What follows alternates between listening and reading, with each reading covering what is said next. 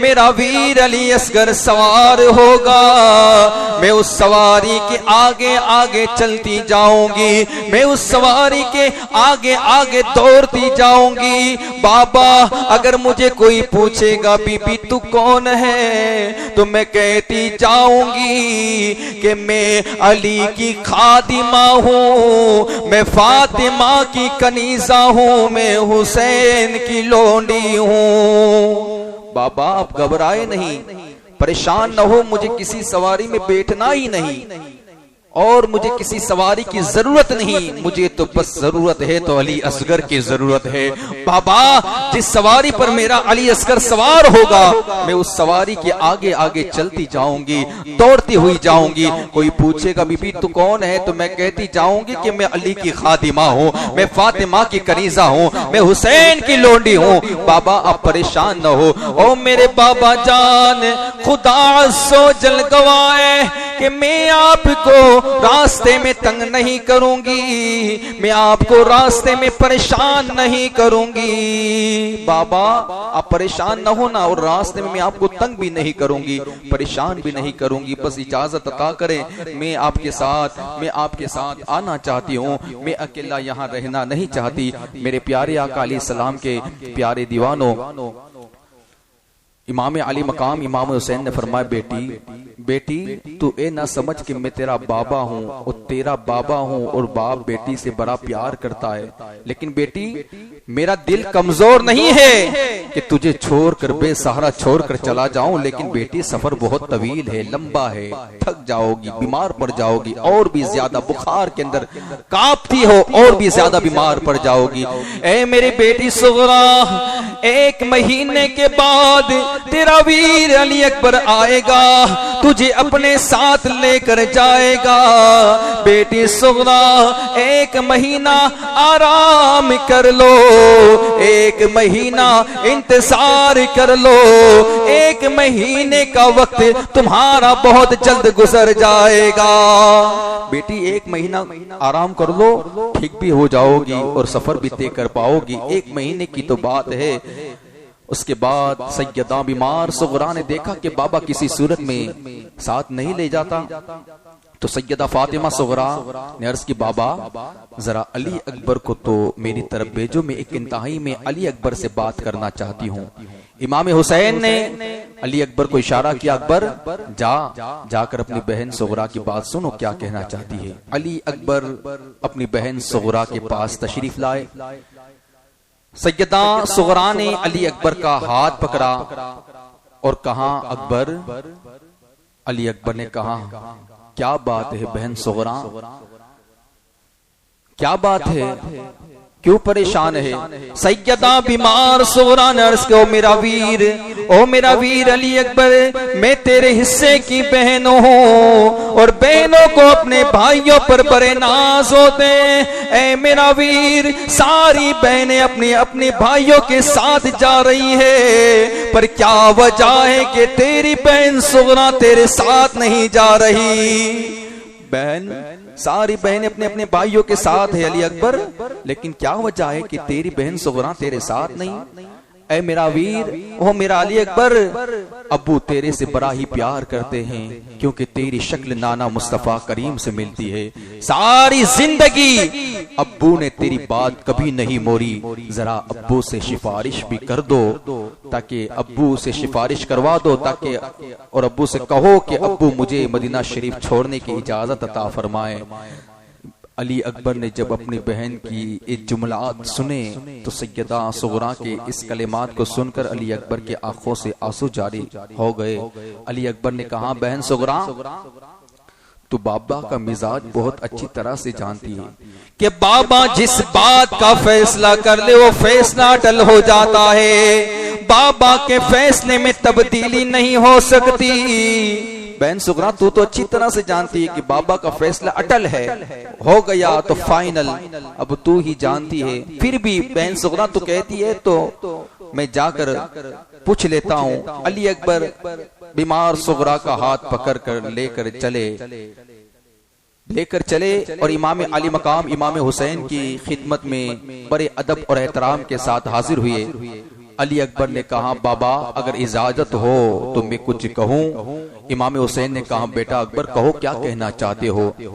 علی اکبر نے کہا بابا کیا بات ہے کہ آپ کی بہن زینب تو آپ کے ساتھ جا رہی ہے پر میری بہن صغرا کیوں ساتھ نہیں چاہتی؟ امام حسین نے جب اپنے بیٹے علی اکبر کی اس بات کو سنی تو امام حسین کی بھی آنکھوں سے آنسو نکل آئے۔ امام حسین نے کہا بیٹا علی اکبر کیسی بات کر رہے ہو؟ علی اکبر نے کہا بابا آپ کی بہن زینب آپ کے ساتھ ہے لیکن میری بہن صغرا ساتھ نہیں، آخر وجہ کیا ہے؟ آخری وجہ کیا ہے؟ کس وجہ سے بہن صغرا کو مدینہ شریف چھوڑنے کی نوبت آ گئی؟ کس وجہ سے آپ چھوڑ کر جا رہے ہو؟ امام حسین نے کہا او میرا بیٹا علی اکبر ٹھیک ہے میری بہن میرے ساتھ چل رہی ہے، تیری بہن نہیں چل رہی، لیکن بیٹا اکبر ذرا تو سوچ کہ میری بہن علی کی بیٹی ہے، تیری بہن حسین کی بیٹی ہے۔ میری بہن نے تو فاطمہ زہرا کا دودھ پیا ہے اور بیٹا علی اکبر تیری بہن صغرا نے ام الحق کا دودھ پیا ہے۔ او میرا بیٹا علی اکبر میری بہن اور تیری بہن کا کیا مقابلہ؟ ارے میری بہن نے تو میدان کربلا میں اپنے بچے شہید کرانے ہیں، اپنے بھائی شہید کرانے ہیں، اپنے بھتیجے شہید کرانے ہیں، اپنے بھانجے قربان کر کے صبر و ہمت کا مظاہرہ کرنا ہے۔ بیٹا علی اکبر یہ تیری بہن نہیں کر سکتی، میری بہن کر سکتی ہے کیونکہ یہ بھی علی کی بیٹی ہے۔ بیٹا یہ تیری بہن اتنا صبر نہیں کر پائے گی جتنی صبر میری بہن زینب کر پائے گی۔ اے میرا بیٹا تمہاری بہن کو اس لیے نہیں لے جا پا رہا ہوں۔ اتنی بات ادھر علی اکبر امام حسین کی ہو رہی تھی، ادھر بیمار صغرا وہاں سے اٹھ کر کھڑی ہو کر باہر نکل جاتی ہے اور باہر ایک اونٹ پر سوار ہو کر بیٹھ جاتی ہے۔ امام حسین نے فرمایا غازی عباس صغرا کہاں ہے؟ غازی نے عرض کی حضور وہ تو ایک اونٹ پر چڑھ کر بیٹھ چکی ہے۔ امام نے فرمایا غازی جلدی کرو صغرا کو اونٹ سے نیچے اتار کر لے کر آؤ۔ غازی عباس نے عرض کی حضور میں تو غلام ہوں اور غلام کی کیا حیثیت کہ او حسین کی بیٹی کو اونٹ سے نیچے اتار کر لے کر آئے۔ پھر امام حسین نے علی اکبر سے کہا اکبر جا اپنی بہن صغرا کو تو ہی اونٹ سے نیچے اتار کر لے کر آ۔ علی اکبر آنکھوں میں آنسو بھی جاری ہے اور سوچ بھی جا رہے ہیں کہ میرے حصے کی بہن اور اتارو بھی میں۔ علی اکبر گئے اس اونٹ کے قریب جس اونٹنی پر سیدہ بیمار صغرا بیٹھی ہوئی تھی۔ علی اکبر اس اونٹ کے قریب جا کر کھڑے ہو جاتے ہیں۔ اے نہیں کہتے بہن صغرا اونٹ سے نیچے اتر آؤ، اے نہیں کہا بہن صغرا اونٹ سے نیچے اتر آؤ، بلکہ جس اونٹ پر بیمار صغرا بیٹھی ہوئی تھی علی اکبر اسی اونٹ کے قریب جا کر کھڑے ہو جاتے ہیں اور رونا شروع کر دیتے ہیں۔ ایک بی بی کا وہاں سے گزر ہوتا ہے، وہ بی بی نے جب علی اکبر کو روتے ہوئے دیکھا تو کہا او سیدہ صغرا ذرا دیکھ تو صحیح کہ تیرا ویر تیرا بھیا علی اکبر رو رہا ہے۔ او بی بی ذرا نیچے تو دیکھ تیرا ویر تیرا بھیا علی اکبر اونٹ کو پکڑ کر رو رہا ہے۔ سیدہ بیمار صغرا نے جب یہ دیکھا تو فوراً اونٹ سے نیچے اتر آتی ہے۔ نیچے اترنے کے بعد کہتی ہے بھیا آپ کیوں روتے ہو، آپ کیوں پریشان ہو؟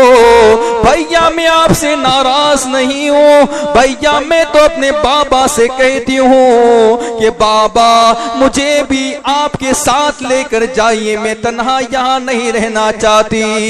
بھیا تمہاری کوئی غلطی نہیں ہے، میں تو اپنے بابا سے کہنا چاہتی ہوں کہ بابا مجھے تنہا چھوڑ کر جا رہے ہیں۔ اللہ اکبر جب ایک قافلہ چل پڑا جب بھی کوئی سیدہ صغرا کے قریب سے گزرتا تو ان کے سر پر کوئی ہاتھ پھیرتا، کوئی ان کے ہاتھوں کو چومتا۔ جب ایک قافلہ چل پڑا تو ان کی ماں ام الحق جب گزرنے لگی تو سیدہ صغرا نے کہا امی جان آپ بھی مجھے چھوڑ کر جا رہی ہو، آپ کو اپنی بیٹی کی یاد نہیں آئے گی؟ ان کی امی ام الحق نے فرمایا بیٹی صغرا میں تو حسین کی کنیز ہوں، جو حسین حکم دے گا وہی ہوگا، اس کے بغیر کچھ ہو نہیں سکتا۔ سفر آگے بڑھا، پھر آگے علی اصغر کی امی حضرت ام رباب کا جب وہاں سے گزرنا ہوا، سیدہ صغرا نے کہا او ام رباب آخری بار تو علی اصغر کو مجھے سینے سے لگانے دو، او ام رباب میں آخری بار اپنے ویر علی اصغر کو دیکھنا چاہتی ہوں۔ امی جان او میری پیاری امی علی اصغر کو میری گود میں دے دو، میں آخری بار علی اصغر کا چہرہ دیکھنا چاہتی ہوں، میرا ویر علی اصغر کی زیارت کرنا چاہتی ہوں۔ امی جان میں صبح بھی علی اصغر کا دیدار کرتی تھی، شام کو بھی علی اصغر کی زیارت کرتی تھی، لیکن اب علی اصغر کا دیدار نہ ہوگا۔ امی جان آخری بار مجھے علی اصغر کو گود میں دو، میں آخری بار علی اصغر کا دیدار کرنا چاہتی ہوں۔ ام رباب نے علی اصغر کو، اس وقت علی اصغر کی عمر تھی 2 یا 3 مہینے کی، 2-3 مہینے کی عمر تھی، علی اصغر سیدہ صغرا کی گود میں دیا۔ علی اصغر نے اپنے دونوں ہاتھ اپنی بہن صغرا کے گلے میں ڈال لیے، ایسا لگ رہا تھا کہ علی اصغر بھی اس سفر پر جانے کی تمنا نہیں رکھتا تھا۔ دونوں ہاتھ اپنی بہن صغرا کے گلے میں ڈال لیے۔ ادھر امام حسین آواز دیتے ہیں جلدی کرو ام رباب۔ ام رباب نے کہا میں تو جلدی کرتی ہوں لیکن کیا کروں، اصغر کو دے بیٹھی ہوں۔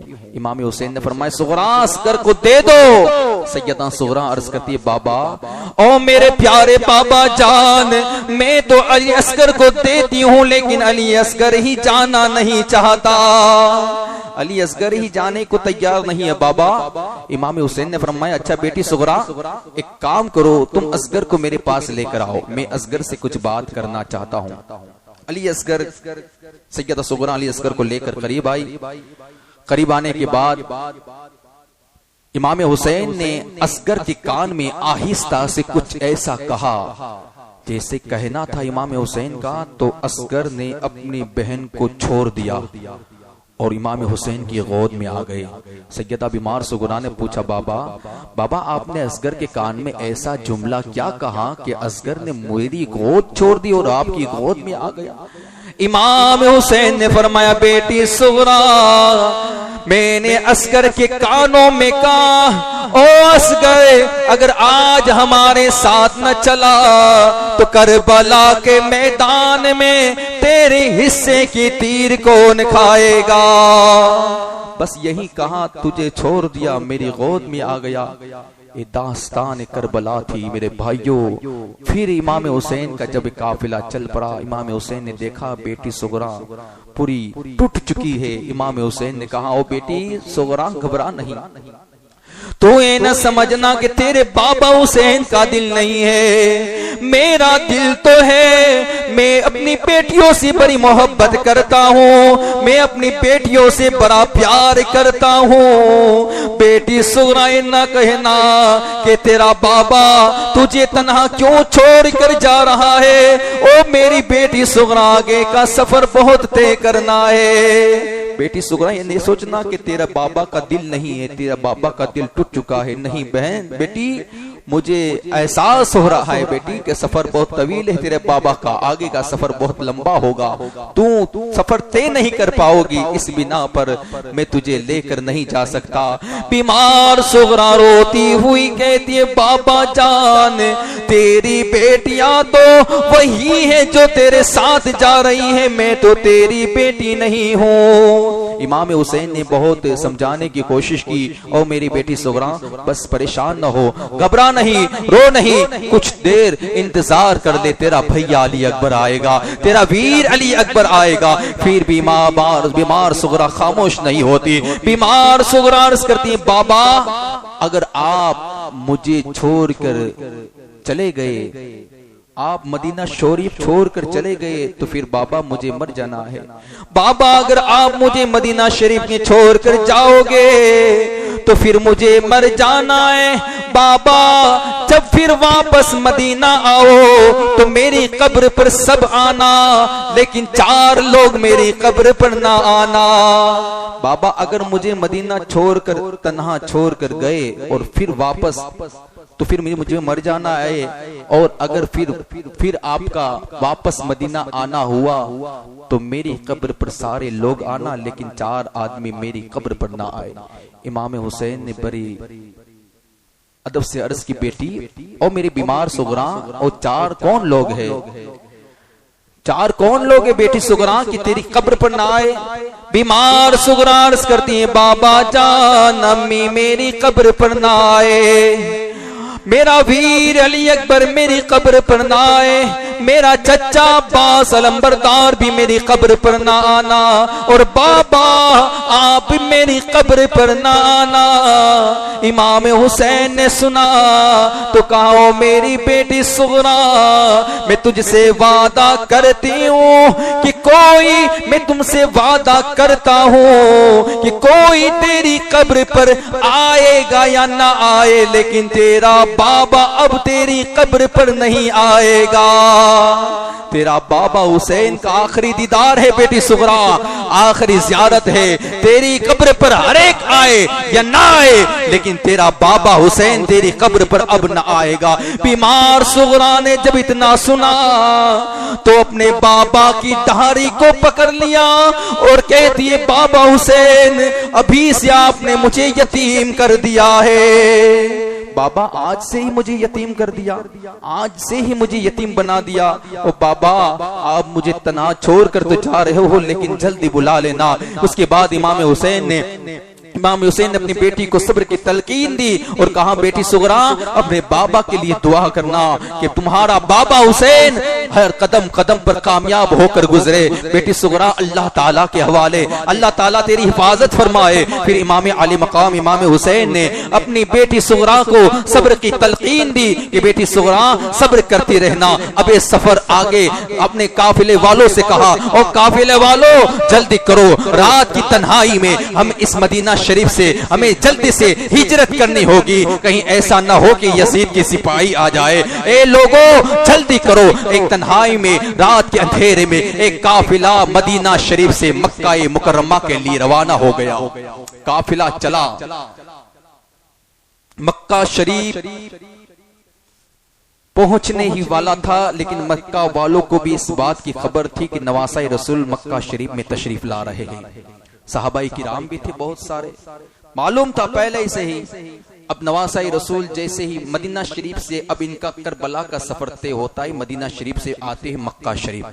مکہ شریف پہنچے، صحابہ کرام نے تہ دل سے آپ کا استقبال کیا کہ آئیے نواسہ رسول، آئیے ہم آپ کا استقبال کرتے ہیں، ہمارا دل راضی ہو گیا، خوش ہو گیا کہ آپ ہمارے اس مکہ شریف میں تشریف لائے، آپ آئے تو ہمارے دلوں کو خوشی کا احساس ہوا ہے۔ امام حسین نے مکہ شریف جب پہنچے، مدینہ شریف چھوڑ کر مکہ پہنچے، 2 سے 3 مہینہ وہاں گزارا، لیکن نہ کسی سے کوئی کلام کرتے تھے، نہ کوئی کسی سے کوئی بات کرتے تھے، اکیلے رہتے تھے، اپنا سارا وقت حرم شریف مکہ کے سامنے گزارتے تھے۔ کوئی بات کرتا تھا یزید کے بیعت کے بارے میں، امام حسین کہتے تھے میں تو نواسہ رسول ہوں، میں کیسے ایک یزید، ایک شرابی، ایک جوا کھیلنے والے کے ہاتھ میں اپنا ہاتھ دے سکتا تھا؟ کسی سے کوئی کلام نہیں، کسی سے کوئی بات نہیں، بس زندگی جاتی ہے تو گزر جائے، خاموشی کے ساتھ اتنا دن گزارا۔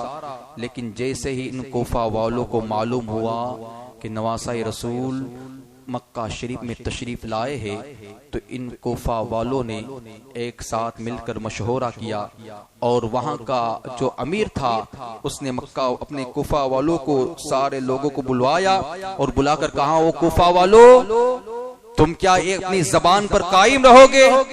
کہ ہاں ہم اپنی زبان پر قائم رہیں گے کہ ہم حسین کے ہاتھوں میں ہاتھ دے کر بیعت بھی کریں گے، اور جو حسین کا دشمن ہوگا ہم اس سے لڑیں گے اور اس سے جنگ بھی کریں گے، یہاں تک کہ ہم اپنی جان نواسہ رسول کے قدموں میں گرا دیں گے، ہم اپنی جان بھی ان کے قدموں میں نچھاور کر دیں گے۔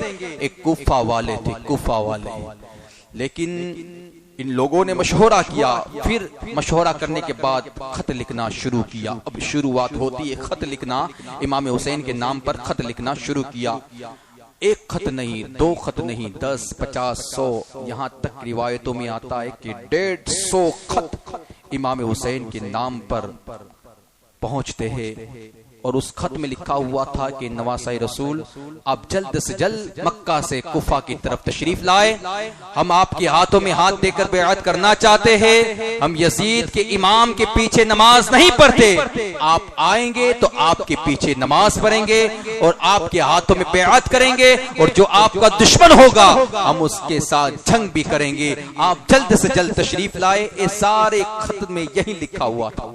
اب ایک جو آخری خط تھا امام حسین کو دل کے لرزہ پیدا کرنے والا ایسا خط تھا، 150 خط تو آ چکے تھے، لیکن جو ایک آخری خط تھا جو امام حسین کے دل کو ہلا دیا، اس خط میں لکھا ہوا تھا، اے نواسہ رسول، اے حسین ابن علی، آپ جلد سے جلد کوفہ کے لیے تشریف لائے، ہم آپ کے ہاتھوں میں ہاتھ دے کر بیعت کرنے کے لیے تیار ہے، جو آپ کا دشمن ہوگا ہم ان کے ساتھ جنگ کرنے کے لیے بھی تیار ہے۔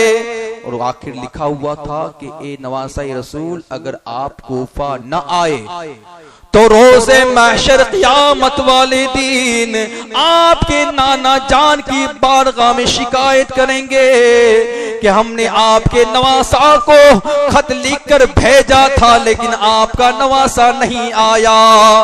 جب آپ کا نواسہ نہ آیا تو پھر ہم یزید کے امام کے پیچھے نماز پڑھنے لگے، یزید کے ہاتھوں میں ہاتھ دے کر بیعت کر بیٹھے، آپ کا نواسہ نہ آیا۔ اس بنا پر ایک خط جب امام حسین کو پہنچتا ہے تو دل میں لرزہ پیدا کرتا ہے۔ امام حسین نے فیصلہ کیا اب کوفہ کی طرف چلنا ہوگا۔ تمام صحابہ کرام آ کر کہنے لگے، او نواسہ رسول، آپ کو معلوم نہیں ہے ایک کوفہ والے بڑے بے وفائی کرتے ہیں، ان کوفہ والوں نے ہر جگہ پر بے وفائی کی ہے، آپ کو معلوم ہوگا آپ کے بابا مولا علی کے ساتھ بھی ان کوفہ والوں نے بے وفائی کی ہے، آپ کا بھائی حسن کے ساتھ بھی ان کوفہ والوں نے بے وفائی کی ہے، اب بھی ہمیں ڈر ہے، محسوس ہو رہا ہے کہ کہیں آپ کے ساتھ بھی ایک کوفہ والے بے وفائی نہ کرے، کیونکہ یہ لوگ بڑی محبت سے بلاتے ہیں اور بڑے لالچی ہے، لالچ کی وجہ سے سب کچھ بیچ دیتے ہیں، اس لیے ہمیں ڈر محسوس ہوتا ہے۔ نواسہ رسول ایک کام کریں، آپ نہ جائیں، ایک کام کریں، ہم آپ کے بھیا امام مسلم بن عقیل کو اب کوفہ کے لیے روانہ کر دیں، اور جب امام مسلم بن عقیل کوفہ پہنچیں گے وہاں کا حالات ملاحظہ کرنے کے بعد جب وہ خط لکھ کر آپ کے پاس پہنچائے، جب آپ اپنے بھائی امام مسلم بن عقیل کا خط آئے اور بتائے کہ وہاں کا ماحول کوفہ کا کیا ہے، اچھا ہے، جب آپ کا بھائی امام مسلم بن عقیل ایک خط لکھ کر بھیجے اے نواسہ رسول، تب آپ کوفہ کے لیے روانہ ہو جانا، لیکن پہلے امام مسلم بن عقیل کو اپنا ایلچی بنا کر کوفہ کے لیے روانہ کرے۔ امام مسلم بن عقیل کو امام حسین نے حکم دیا، امام مسلم بن عقیل جاؤ کوفہ کے لیے روانہ ہو جاؤ۔ امام مسلم بن عقیل اپنے دو شہزادے محمد اور دوسرے کا نام ہے ابراہیم، ایک کی عمر ہے 7 سال اور ایک کی عمر ہے 8 سال، اپنے دونوں شہزادوں کو لے کر امام مسلم بن عقیل مکہ شریف سے کوفہ کے لیے روانہ ہو جاتے ہیں۔ ایک روز مشکل سفر کو طے کرتے ہوئے ایک روز امام مسلم بن عقیل کوفہ پہنچ جاتے ہیں۔ کوفہ والوں کو خبر ہوئی، امام مسلم بن عقیل کا تہہ دل سے استقبال کیا، تہہ دل سے استقبال کیا ان کوفیوں نے ایسا استقبال کیا کہ امام مسلم بن عقیل کے دونوں شہزادوں کو زمین پر چلنے نہیں دیتے تھے۔ امام مسلم بن عقیل کے دونوں شہزادوں کو کوئی اپنے کندھوں پر بٹھاتا تھا تو کوئی اپنے سینے سے لگاتا تھا، کوئی اپنے ہاتھوں کو چومتا تھا تو کوئی کوفہ والا پیشانی کو بوسہ دیتا تھا، کوئی قدموں کو چومتا ہوا نظر آتا ہے۔ ایک کوفہ والے اپنے ان بچوں کے شہزادوں کی پیشانی کو چومتے ہوئے نظر آتے ہیں۔ تہہ دل سے استقبال کیا۔ اس وقت امام مسلم بن عقیل مختار کی یہاں گھر تشریف فرما تھے، مختار کے یہاں جب تشریف فرما تھے تو ایک کے بعد ایک کوفہ والے آتے گئے، امام مسلم بن عقیل کے ہاتھوں میں ہاتھ دے کر امام حسین کی نام کی بیعت کرتے گئے۔ ایک سے ایک یہاں تک روایتوں میں آتا ہے کہ ایک ہی دن میں ایک کوفہ والے 12,000 لوگوں نے امام مسلم بن عقیل کے ہاتھوں میں ہاتھ دے کر امام حسین کی نام کی بیعت کر لی۔ اور بہت سی روایتیں موجود ہے، لیکن میرے پیارے آقا علیہ السلام کے پیارے دیوانوں، امام مسلم بن عقیل کو وہاں کا حالات جب اچھے لگنے لگے، وہاں کی لوگوں کی محبت جب اچھی لگنے لگی، تو پھر امام حسین نے نواسہ رسول کے لیے خط لکھنا شروع کیا۔ امام حسین کے لیے خط لکھنا شروع کیا۔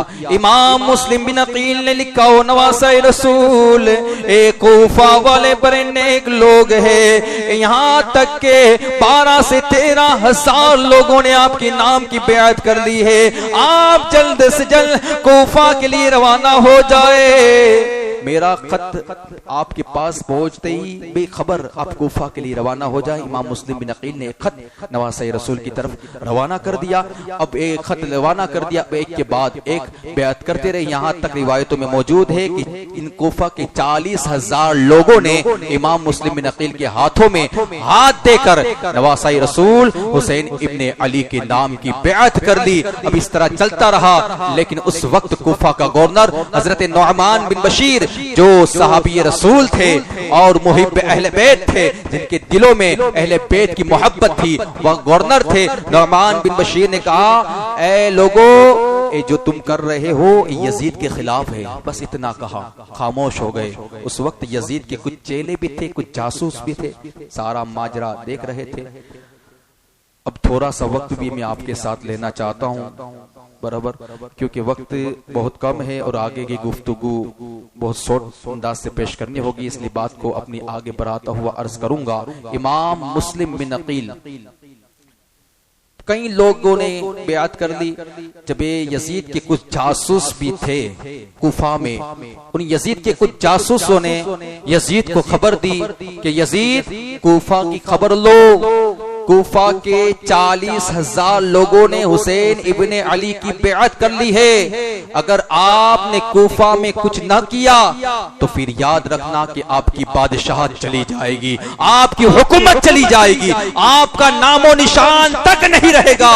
میرا خط ملتے ہی یزید، جلد سے جلد آگے کا کوئی فیصلہ کرو۔ یزید کے پاس پیغام پہنچتے ہی یزید اپنے ایک سپاہی عبید اللہ ابن زیاد، بدبخت ازلی اور عبید اللہ ابن زیاد کو کوفہ کے لیے گورنر بنا کر بھیج دیا اور کہا کہ نعمان بن بشیر کو معذور کر دیا جائے۔ ابن زیاد کوفہ پہنچتا ہے، ابن زیاد پہنچتے ہی نعمان بن بشیر سے کہا کہ یزید نے آپ کو معذور کر دیا ہے، آپ چلے جائیے۔ اب جیسے ہی ابن زیاد کوفہ کے گورنر ہاؤس پر پہنچتا ہے تو سب سے پہلے یہی کام انجام دیتا ہے کہ جو کوفہ کے بڑے بڑے لوگ تھے سب کو پہلے پکڑ کر کوفہ کی گورنر ہاؤس کی جیل میں ڈال دیا جاتا ہے۔ کوفہ کے بڑے بڑے جو بہادر تھے، جو وڈیل تھے، ان تمام لوگوں کو پکڑ لیا اور گورنر ہاؤس کی جیل میں ڈال دیتا ہے۔ اور پھر ابن زیاد گورنر ہاؤس کی چھت پر کھڑے ہو کر آواز لگاتا ہے، اے کوفہ کے لوگوں، آپ نے جو کیا ہے یزید کے خلاف کیا ہے۔ اگر آج بھی اگر امام مسلم بن عقیل کو جو اپنے گھر میں پناہ دے گا، ان کے بچوں کو پناہ دے گا، تو ابن زیاد دھمکا رہا تھا، اے کوفہ والو، تمہاری عورتوں کو بیوہ کر دیا جائے گا، تمہارے بچوں کو یتیم کر دیا جائے گا، تمہارے گھروں کو گرا دیا جائے گا اور تمہیں بھی قتل کر دیا جائے گا۔ اگر کسی نے بھی امام مسلم بن عقیل کو پناہ دی تو پھر اس کو مار دیا جائے گا۔ اب بات آگے پہنچتی گئی کوفہ میں، اور آگے ابن زیاد نے کہا کہ اگر کوئی امام مسلم بن عقیل کو پکڑ کر لے کر آتا ہے تو انہیں لعن و جواہرات، ہیرے موتی چاندی سونا سے نواز دیا جائے گا۔ یہی لالچ کے لوگ کتے تھے، یہی لالچ کے۔ اور جیسے ہی اس وقت حضرت امام مسلم بن عقیل حضرت ہانی کے گھر تشریف فرما تھے، اب ابن زیاد کو معلوم ہوا کہ حضرت ہانی کے گھر پہ امام مسلم بن عقیل قیام ہے، تو اپنے کچھ سپاہیوں کو بھیجا اور حضرت ہانی کو گرفتار کر کے گورنر ہاؤس میں لے کر آئے، اور وہاں تک معلوم ہوا کہ ابن زیاد حضرت ہانی کو بھی شہید کر دیتا ہے۔ امام مسلم بن عقیل کو جب اس بات کی خبر ہوئی کہ ہانی کو ابن زیاد نے شہید کر دیا تو امام مسلم بن عقیل تلوار کو لے کر باہر نکلے۔ آواز ایک دی کوفہ میں، امام مسلم بن عقیل نے ایک آواز دی، کوفہ میں 40,000 کا لشکر امام مسلم بن عقیل کے پیچھے کھڑا ہو گیا. ذرا دیکھیے گا، ایک آواز امام مسلم بن عقیل نے کوفہ میں دی، 40,000 کا لشکر امام مسلم بن عقیل کے پیچھے کھڑا ہو گیا اور گورنر ہاؤس کو چاروں طرف سے گھیر لیا. امام مسلم بن عقیل نے آواز دی، ابن زیاد، حضرت ہانی کو تو نے شہید کر دیا. ابھی بات چل رہی تھی، ادھر ابن زیاد کے پاس کوئی جواب نہ تھا، تو ابن زیاد نے کیا کیا کہ جو بڑے بڑے کوفہ کے لوگوں کو جیل میں ڈالا تھا انہیں نکالا اور انہیں گورنر ہاؤس کی چھت پر چڑھایا اور ان سے بلوایا. کوفہ کے بڑے بڑے لوگوں نے کوفہ میں اعلان کیا، اے لوگوں، امام مسلم بن عقیل کا ساتھ چھوڑ دو. کوفہ کے بڑے بڑے لوگ تھے، ابن زیاد نے جو زبان دی تھی وہی زبان پر کوفہ والے بڑے بڑے لوگ تھے، انہوں نے اس زبان کو استعمال کی اور گورنر ہاؤس کی چھت پر چڑھ کر کہا کہ کوفہ والوں، امام مسلم بن عقیل کا ساتھ چھوڑ دو. اگر تم نے ساتھ دیا تو ابن زیاد تمہارے بچوں کو یتیم کر دے گا. جب یہ اعلان کوفہ میں ہوا تو سب جانے لگے. سارے لوگ، جو 40,000 کا لشکر تھا، بچھڑنے لگا یہاں تک کہ مغرب کی اذان ہوئی. امام مسلم بن عقیل نے جیسے ہی مغرب کی نماز پڑھنے کے لیے رکعت باندھی، اس وقت امام مسلم بن عقیل کے پیچھے 500 لوگ تھے، لیکن جیسے ہی امام مسلم بن عقیل نے سلام پھیرا، پیچھے دیکھا کوئی موجود نہ تھا. اب اکیلے امام مسلم بن عقیل تھے. اب انہوں نے بے وفائی کرنا شروع کر دی. اب اکیلے امام مسلم بن عقیل کوفہ کی گلیوں میں ادھر سے ادھر ہو رہے تھے. امام مسلم بن عقیل کوفہ کی گلیوں میں چل رہے تھے، سارے دروازے بند ہو چکے تھے. امام مسلم بن عقیل بار بار نواسائے رسول کو یاد کر رہے تھے، نواسائے رسول کو یاد کر رہے تھے، یاد کر رہے تھے کہ ایک خط میں نے لکھ کر بھیج دیا ہے، نواسائے رسول کو مل جائے گا اور فوراً نکل بھی جائیں گے. لیکن ان نواسائے رسول کو کیا معلوم کہ ان ظالموں نے بے وفائی کرنا شروع کر دی ہے. امام مسلم بن عقیل زار و قطار یہی فکر تھی کہ نواسۂ رسول کا خط مل جائے گا تو میری زبان پر فوراً نکل بھی جائیں گے. اللہ اکبر. امام مسلم بن عقیل اور کوفہ کی گلیوں سے نکل رہے ہیں لیکن سارے دروازے بند. امام مسلم بن عقیل یہی سوچ رہے تھے. ایک وقت ایسا بھی تھا کہ میرا استقبال کرنے کے لیے سارے دروازے کھلے تھے، لیکن آج سارے دروازے میرے لیے بند ہو چکے ہیں. سارے دروازے بند تھے. آگے کا سفر کرتے ہیں امام مسلم بن عقیل دیکھتے ہیں کہ ایک دروازہ کھلا تھا اور اسی دروازے پر ایک بریہ توعا نام کی بیٹی ہوئی تھی. امام مسلم بن عقیل نے کہا او ماں ذرا پانی تو پلا. اس ماں نے گھر میں جا کر پانی کا ایک گلاس بھر کے امام مسلم بن عقیل کے ہاتھوں میں دیا اور وہ توعا نام کی جو بزرگ عورت تھی، جو بڑھیا تھی، وہ بھی محب اہل بیت تھی. پانی پلانے کے بعد اس بڑھیا عورت نے کہا او مسافر اب آگے کا سفر کرو اور جلدی سے یہاں سے نکلو. امام مسلم بن عقیل نے کہا کہ میں تو مسافر ہوں، کہاں جاؤں؟ میں مسافر ہوں، کہاں جاؤں؟ کس کے دروازے پر جاؤں؟ سارے دروازے بند ہو چکے ہیں. اس بڑھیا عورت نے احساس کیا کہ شاید یہی امام مسلم بن عقیل ہے. پوچھا آپ ہی امام مسلم بن عقیل ہو؟ کہا کہ ہاں میں ہی امام مسلم بن عقیل ہوں. میں وہی امام مسلم بن عقیل ہوں کہ آج سے پہلے یہی کوفہ والوں نے مجھے محبت سے پیار سے بلایا تھا، لیکن یہ کوفہ والے بے وفائی ہے، بے وفائی کرتے ہیں. بلایا محبت سے لیکن ان لوگوں نے اب مجھے اکیلا تنہا چھوڑ دیا ہے. لیکن وہ بڑھیا عورت نے کہا کہ امام مسلم بن عقیل آپ میرے گھر تشریف لائے. گھر کے اندر گرے، پانی پلایا اور کھانا کھلایا اور ایک کمرہ دے دیا. کہا کہ اس میں اب آرام کرو. آرام کر ہی رہے تھے لیکن یہ بڑھیا عورت کا ایک لڑکا تھا، یعنی جنتی باپ، جنتی ماں کا جہنمی بیٹا. اس کا جو بیٹا تھا ابن زیاد کے لشکروں میں سے تھا. گھر پر واپس آیا تو کیا دیکھتا ہے کہ ماں اس گھر میں بار بار جاتی ہے، نکلتی ہے، اندر جاتی ہے، باہر آتی ہے. اس شہزادے نے پوچھا ماں اندر کون آیا ہے؟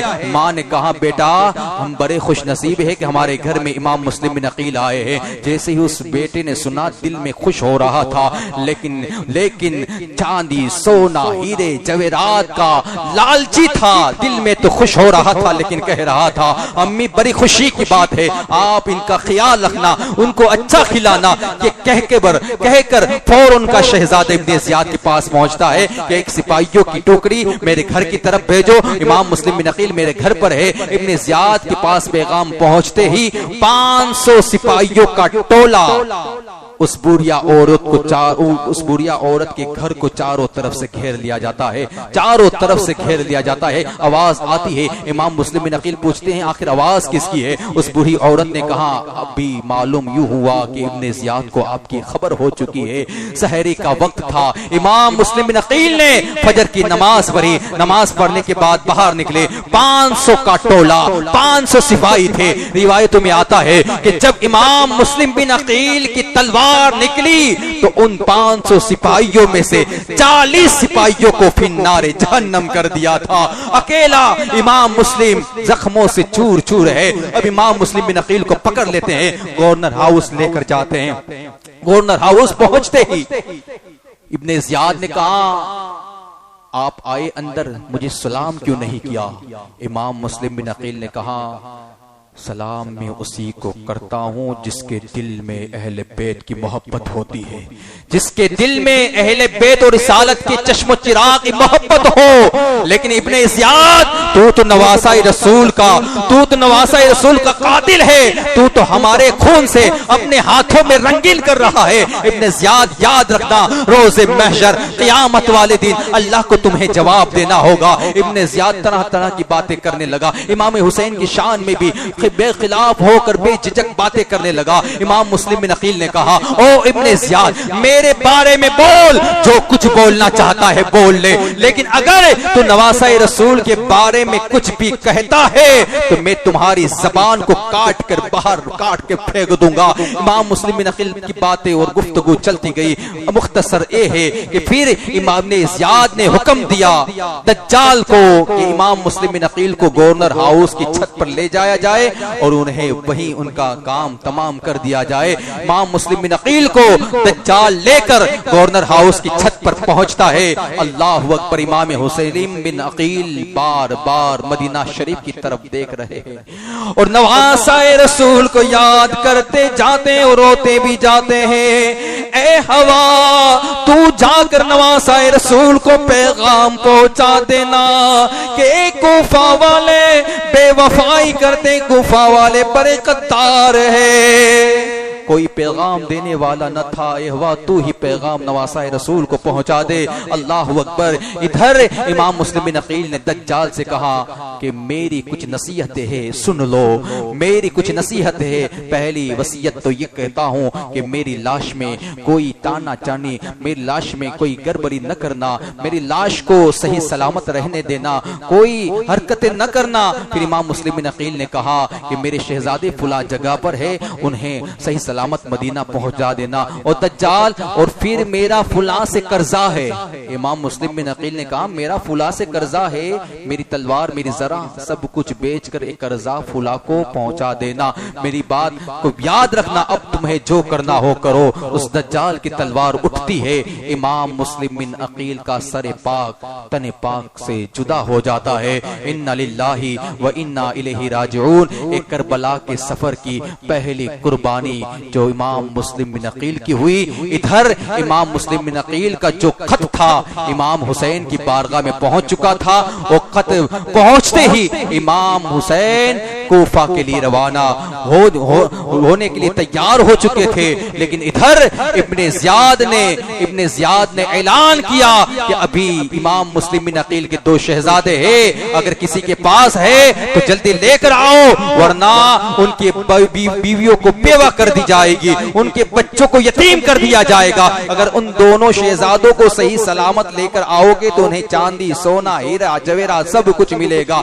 جیسے ہی لالچ دی کوفہ والے چاروں طرف نکل جاتے ہیں، امام مسلم بن عقیل کے شہزادے کو تلاش کرتے ہیں، لیکن ادھر امام مسلم کے دو شہزادے محمد اور ابراہیم، ایک کی عمر 7 سال کی تھی، ایک کی عمر 8 سال کی تھی، اب یہ دونوں شہزادے قاضی شرح کی یہاں پر تھے۔ قاضی شرح نے اپنے شہزادے سے کہا، او میرے شہزادے فلاں جگہ سے ایک مدینہ کا قافلہ نکلنے والا ہے، چلا جلدی کرو، ان دونوں شہزادوں کو اس قافلے میں شامل کر دو۔ اب ان کا شہزادہ گیا، ان دونوں شہزادوں کو اس قافلے میں شامل کر دیا۔ پھر ہوتا یہ ہے کہ وہ شہزادے دوڑتے جاتے ہیں، لیکن وہ قافلہ آنکھوں سے اوجہل ہو جاتا ہے، دونوں شہزادے اکیلے تنہا تھے۔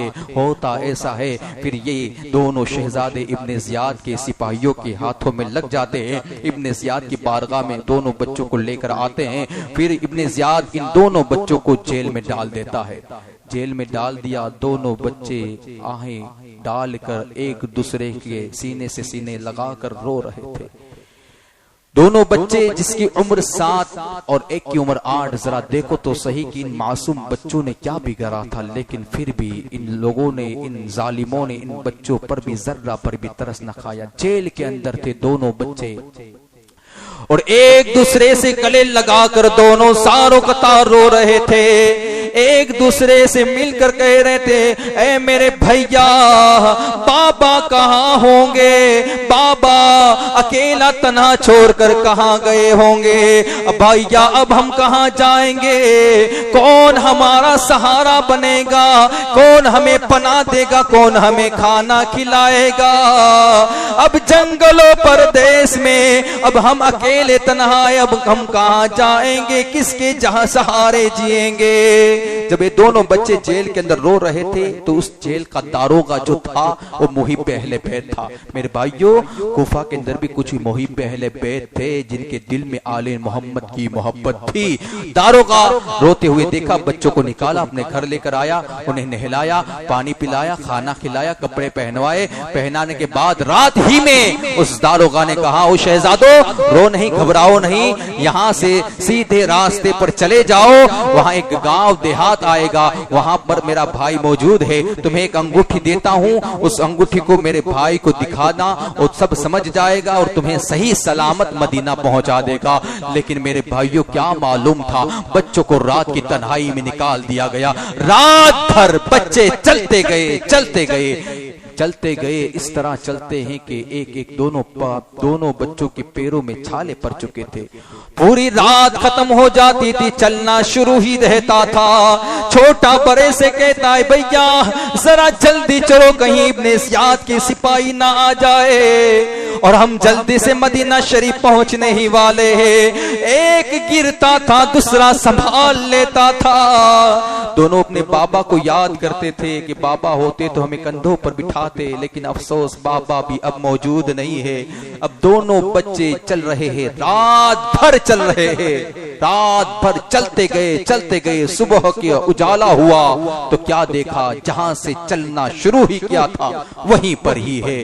لیکن میرے بھائیوں، اللہ کو شہادت منظور تھی، ان کو اللہ نے شہادت کا مقام دینا تھا، اس بنا پر وہاں پر ہی تھے۔ صبح کا اجالا ہوا، بچوں ڈر گئے، گھبرا گئے، دیکھا کہ ایک پانی کا چشمہ ہے، قریب میں کنواں ہے، وہاں پر ایک گھونسلہ تھا، دونوں بچے اس گھونسلے کے اندر گر جاتے ہیں اور صحیح سلامت محسوس کرتے ہیں، گھبرائے ہوئے تھے۔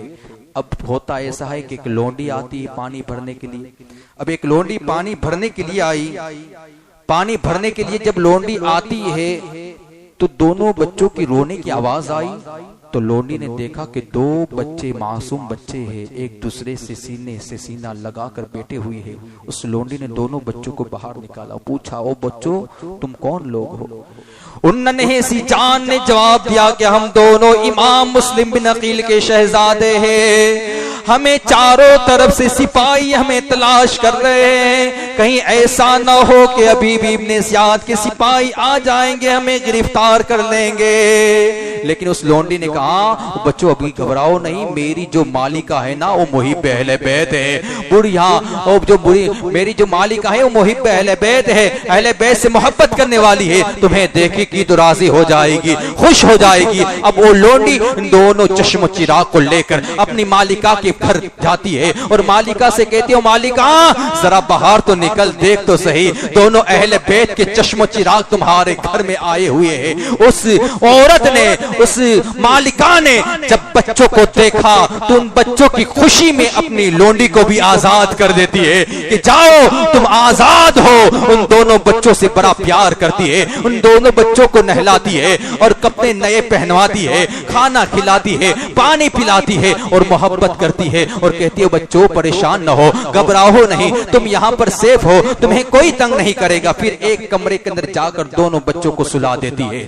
سلانے کے بعد اس عورت کو، اس ملکہ جو تھی عورت محب اہل بیت تھی، وہ عورت سوچ رہی تھی کہیں میرا شوہر نہ آ جائے، کیونکہ ان کا ایک جنتی بیوی تھی اور جہنمی شوہر تھا۔ اس کا جو شوہر تھا ابن زیاد کا لشکر کا سپاہی تھا، کہیں آ جائے گا تو کہیں دیکھ لے گا تو پھر ظلم و ستم کرنا شروع کر دے گا، یہی ڈر تھا۔ المختصر یہ ہوتا ہے کہ اس عورت کا شوہر رات کی تنہائی میں آتا ہے، کہاں کہ جلدی کرو مجھے کھانا دو، کھانا دیا جاتا ہے، غصے کی حالت میں تھا اور اپنی بیوی سے کہتا ہے کہ آج میں امام مسلم بن عقیل کے دونوں بچوں کی پکڑ میں تھا، چاروں طرف پھرا گھوما ٹہلا لیکن وہ دو بچے تو نظر نہ آئے، لیکن میرا گھوڑا بھی مر گیا اور میں بھی پورا تھک چکا ہوں۔ کھانا کھلایا، کھانا کھلانے کے بعد اسی عورت نے جلدی سے اس کو شوہر کو گھر میں سلا دیا تاکہ جلد سو جائے اور بچے آرام سے نکل جائے، لیکن ہوتا یہ ہے کہ وہ اس کا شوہر مختار جس کا نام تھا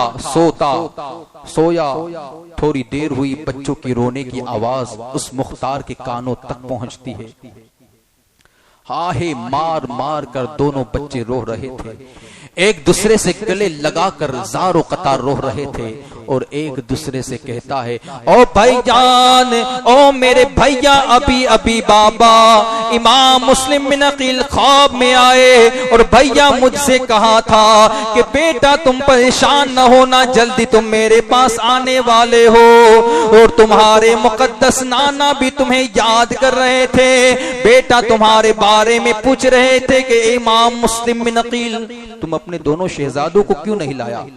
بیٹا نانا پوچھ رہے تھے کہ امام مسلم اپنے دونوں شہزادوں کو کیوں لے کر نہیں آیا؟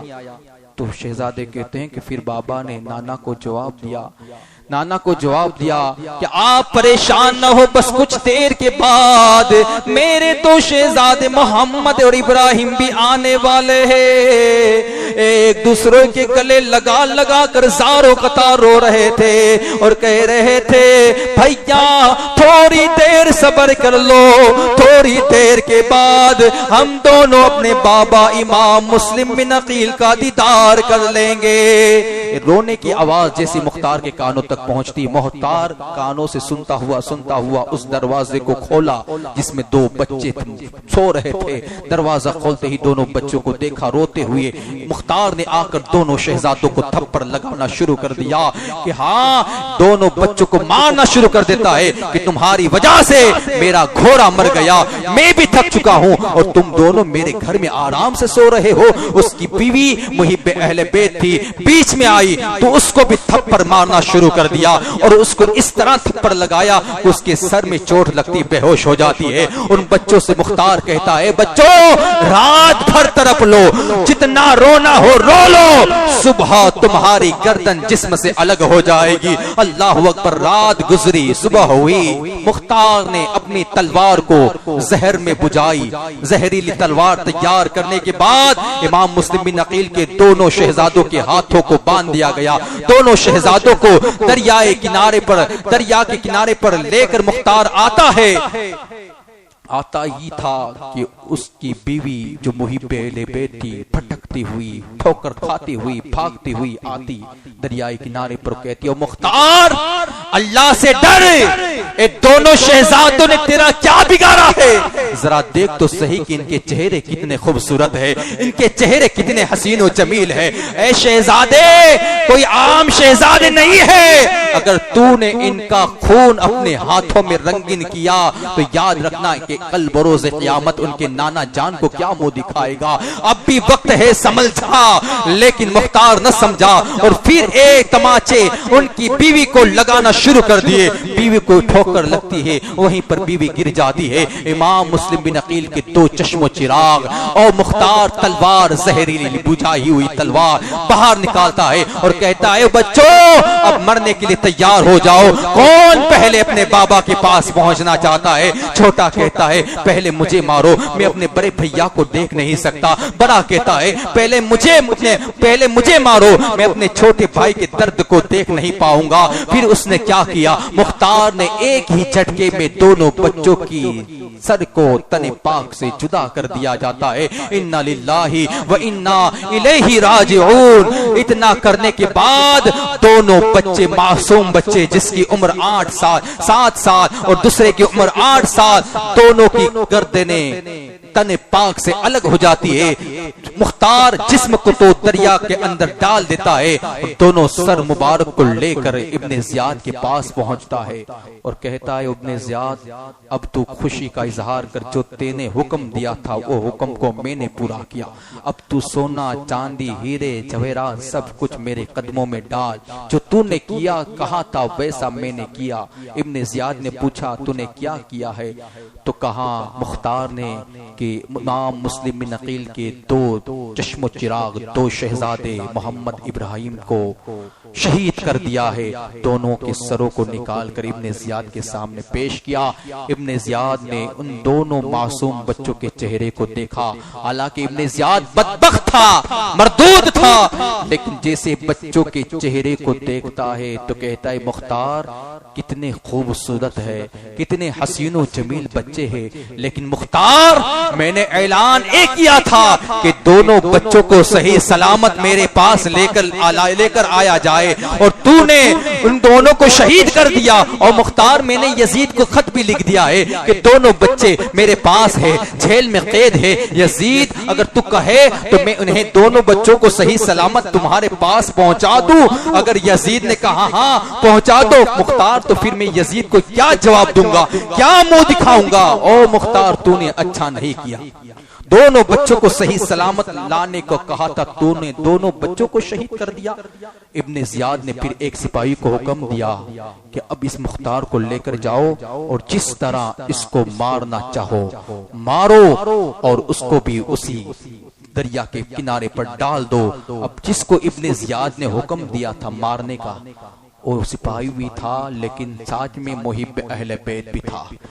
فوراً مختار کا ہاتھ پکڑ لیا، کہا چل میرے ساتھ چل۔ اب دریائے کنارے پر پہنچتا ہے مختار، اور جو مارنے والا جس کو حکم دیا تھا وہ محب اہل بیت تھا۔ کہتا ہے مختار اگر ابن زیاد سونا چاندی ہیرے جواہرات سارا خزانہ میرے قدموں پہ رکھ دیتا، مجھے اتنی خوشی محسوس نہیں ہوتی جتنی ابھی محسوس ہو رہی ہے۔ تجھے دیکھ کر مجھے خوشی محسوس ہو رہی ہے۔ تو نے ان بچوں نے تمہارا کیا بگاڑا تھا؟ تو نے ان دونوں بچوں کو مار دیا، ذرا سوچ تو ان کے نانا کو کیا جواب دے گا۔ لیکن وہاں دریا کے کنارے پر ان کی بیوی بے ہوش تھی، جب ہوش میں آئی تو کہتی ہے یہی تھا مختار جنہیں ننھے معصوم بچوں کو شہید کر دیا، انہیں ترپا کر مارو۔ پھر وہ محب اہل بیت نے تلوار نکالی، پہلے مختار کا ہاتھ کاٹا گیا، پھر کان کاٹا گیا، پھر دوسرا ہاتھ کاٹا، پھر دوسرے کان کو کاٹا گیا۔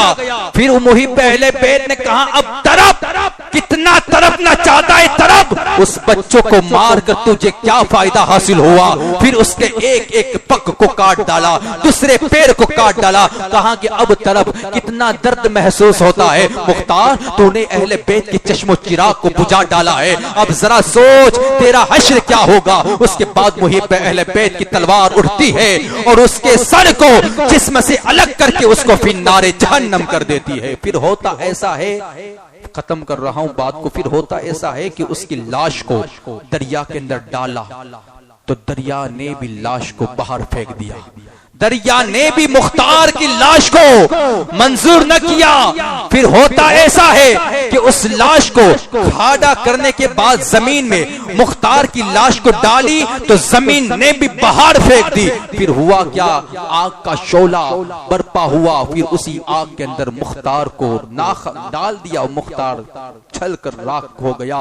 پھر دونوں شہزادے کا سر جو ابن زیاد نے پہلے سے ہی دیا تھا، ابن زیاد نے کہا تھا کہ اس کو نہر فرات میں یعنی دریا کے اندر ڈال دینا۔ اب او محب اہل بیت نے جیسے ہی ان دونوں سروں کو دریا کے اندر ڈالا، روایتوں میں آتا ہے کہ جیسے ہی دونوں سروں کو محمد ابراہیم کے دونوں سر مبارک کو، جسم تو پہلے سے ہی دریا کے اندر تھا، لیکن جیسے ہی ان دونوں سروں کو دریا کے اندر ڈالا، روایتوں میں آتا ہے دیکھنے والوں نے دیکھا کہ سر پاک جسم پاک سے جھڑ جاتا ہے۔